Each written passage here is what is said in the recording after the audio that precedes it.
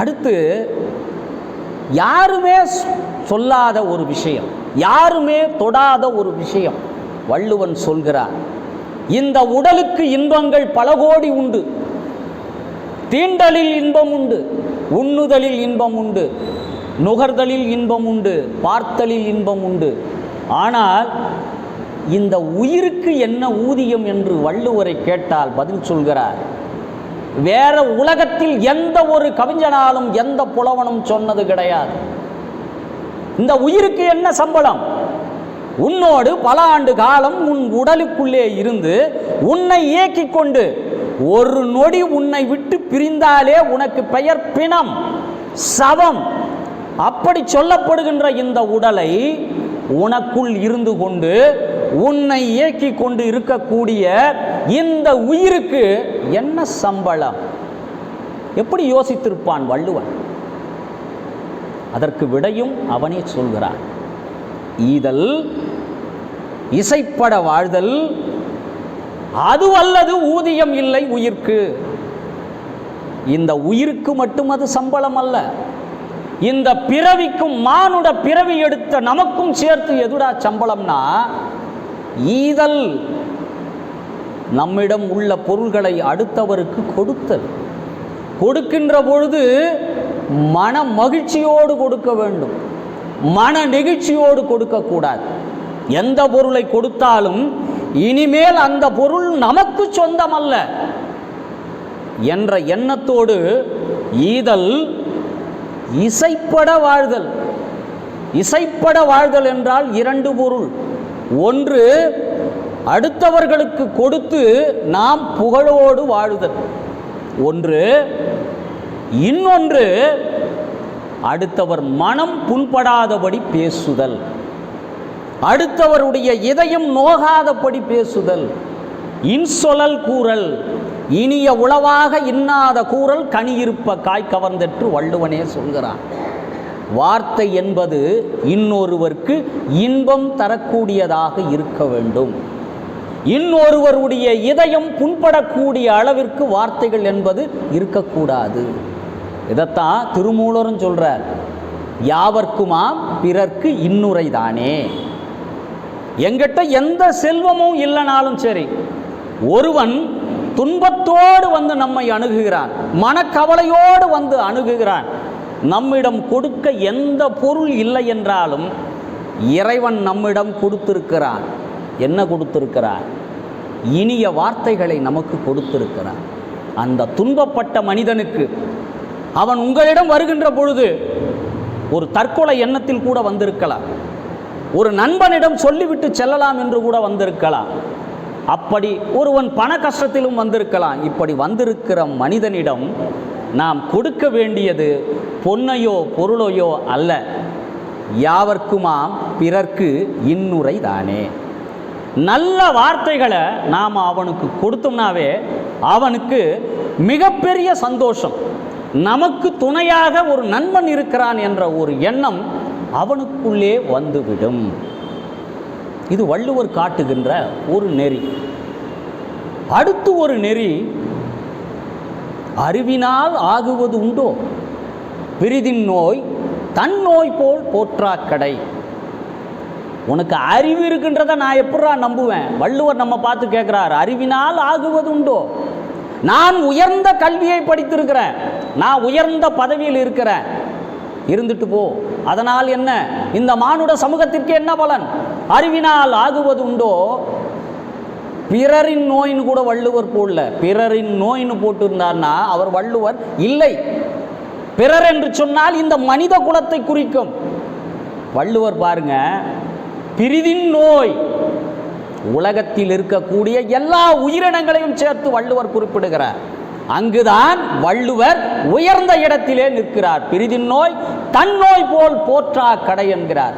அடுத்தவனுடைய துன்பத்தை தன் துன்பம் போல எவன் ஒருவன் கருதுகிறானோ அவனுக்கு உள்ளது மட்டும்தான் அறிவே தவிர புத்தகத்தின் மூலம் கற்ற கல்வி எதுவுமே அறிவு கிடையாது என்று நமக்கு வள்ளுவர் பறைசாற்றுகின்றார்.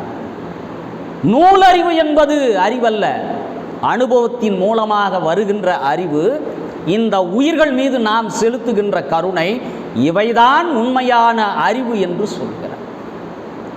நம்முடைய வள்ளலார் மரணமிலா பெருவாழ்வை நமக்கு காட்டியிருக்கிறார். இந்த மரணமிலா பெருவாழ்வை வள்ளல் பெருமானுக்கு முன்னால் மாணிக்க வாசகர் சொல்லியிருக்கிறார். மாணிக்க வாசகருக்கு முன்னால் திருமூலர் சொல்லியிருக்கிறார். திருமூலருக்கு முன்னால் யார் சொல்லியிருக்கிறார்? கற்றின்று மெய்ப்பொருள் கண்டார் தலைப்படுவர் மற்றின்று வாரா நெறி. கற்றின்று மெய்ப்பொருள் கண்டார் தலைப்படுவர் மற்ற ஈண்டு வாரா நெறி. இதுக்குள்ள என்ன இருக்குன்னா, மரணமிலா பெருவாழ்வை முதலாக அறிவித்தவர் நம்முடைய திருவள்ளுவர். அந்த திருவள்ளுவரினுடைய வாழையடி வாழை என வந்த திருக்கூட்ட மரபு, திருவள்ளுவர், திருமூலர், மாணிக்க வாசகர், மாணிக்க வாசகரின் அடியொற்றி வந்த நம்முடைய வள்ளல் பெருமான், இவர்களெல்லாம் மரணமிலா பெருவாழ்வு என்ன என்பதை நமக்கு வழிமொழிந்திருக்கிறார்கள். கற்று ஈண்டு அப்படின்னா என்ன? இந்த பிறவி கிடைத்தது. இந்த பிறவியிலே கற்க வேண்டியவைகளை எல்லாம் நாம் கற்று தெளிந்து என்ன பண்ணணும்னா, உண்மையான பொருள் எது, மெய்ப்பொருள் எது, நாம் அடைய வேண்டிய ஞானம் எது, பொருள் ஈட்டுவதா, களவி இன்பம் காண்பதா, சுற்றுலா செல்வதா, இந்த உடலுக்கு தேவையான இன்பங்களை பெருக்கிக் கொள்வதா, இவற்றையெல்லாம் நாடாமல், அதற்காக முற்றும் துறந்த முனிவர்களாக நாம் இருக்க வேண்டிய அவசியம் இல்லை. இன்பத்தையும் நாட வேண்டும். அந்த இன்பத்திற்கு பிறகு பேரின்பமாக இருக்கக்கூடிய பெருமானையும் நாடி செல்ல வேண்டும். இப்போ யாரை கேட்டாலும் உங்களுக்கு அடுத்த பிறவி வேணுமான்னு கேட்டிங்கன்னா என்ன சொல்லுவீங்க? ஐயா, இந்த பிறவியே போதும், பட்ட துன்பங்கள் போதும், இனி நமக்கு பிறவியே வேண்டாம் என்று தான் எல்லாரும் சொல்வார்கள். இந்த பிறவி இல்லாத நிலையை நாம் அடைய வேண்டும் என்று சொன்னால் என்ன செய்யணுங்கிறத வள்ளுவ பெருந்தகை நமக்கு காட்டுறார்.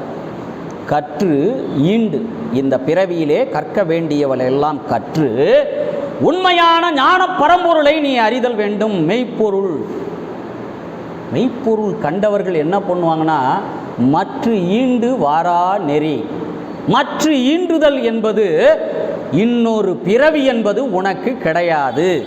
இந்த பிறவியிலே நீ செய்ய வேண்டியவைகளையெல்லாம் அன்பு செய், கருணை செய். கருணைக்கு பிறகு பற்றற்ற நிலைக்கு செல்.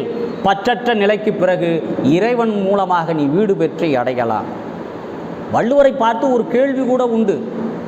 அறம், பொருள், இன்பம் பாடிய வள்ளுவன் ஏன் வீடு பெற்றை சொல்லவில்லை?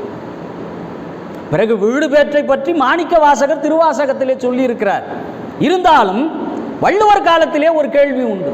அறம், பொருள், இன்பம் பாடிய இந்த புலவன் ஏன் வீடு பேற்றை பாடவில்லை என்றால், அறத்தின் வழி நின்று நீ பொருளை ஈட்டினால் அதனால் வரக்கூடிய இன்பத்தின் மூலமாக நீ தானாகவே வீடு பெற்றை அடையலாம் என்பதனால்தான் வள்ளுவ பெருந்தகை வீடு பேறு என்பதை தனியாக குறிப்பிடாமல் அறத்தையும் பொருளையும் இன்பத்தையும் நமக்கு கொடுத்தார். சரி, இதோடு முடிந்ததா என்று பார்த்தால் அடுத்து காதலுக்குள் வருகிறார். கண்டு, கேட்டு, உண்டு, உயிர்த்து, உற்றறியும் ஐம்புலனும் ஒன்தொடி கண்ணே உள. ஒரு ஆணினுடைய கண்ணும் ஒரு பெண்ணினுடைய கண்ணும் ஒன்றை ஒன்று சந்திக்கின்றன. சந்தித்த பிறகு காதல் பிறக்கிறது. விழியம்புகள் ஒன்றோடு ஒன்று மோதி காதல் பிறக்கிறது. கற்று, கண்டு, கேட்டு, அவளுடைய கீத மொழிகளை கேட்டு,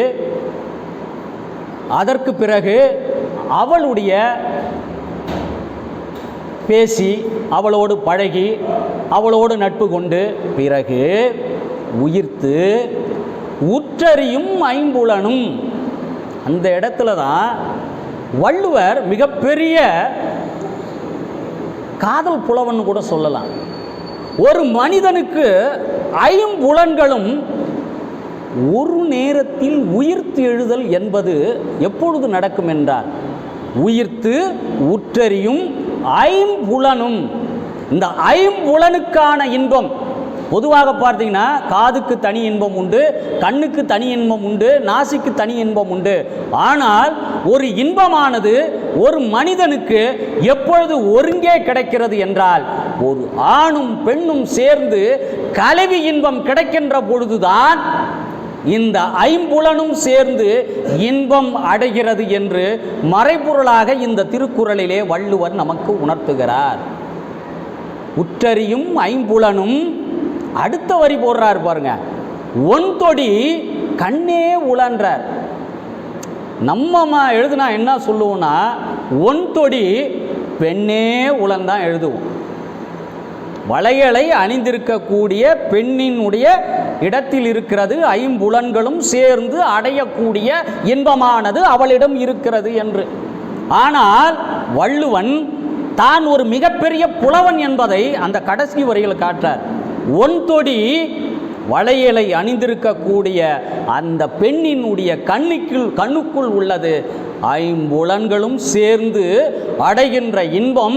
என்னுடைய காதலியின் கண்களை பார்த்தாலே என் உடல் முழுதும் இன்பம் அடைகிறது என்று நமக்கு வள்ளுவன் சொல்கிறார். இப்படி நாம் வள்ளுவரை பற்றி பல நெறிகளை பேசிக்கொண்டே போகலாம். நேரம் கடக்கிறது, 12 மணி வரை கூட உரையாடலாம்.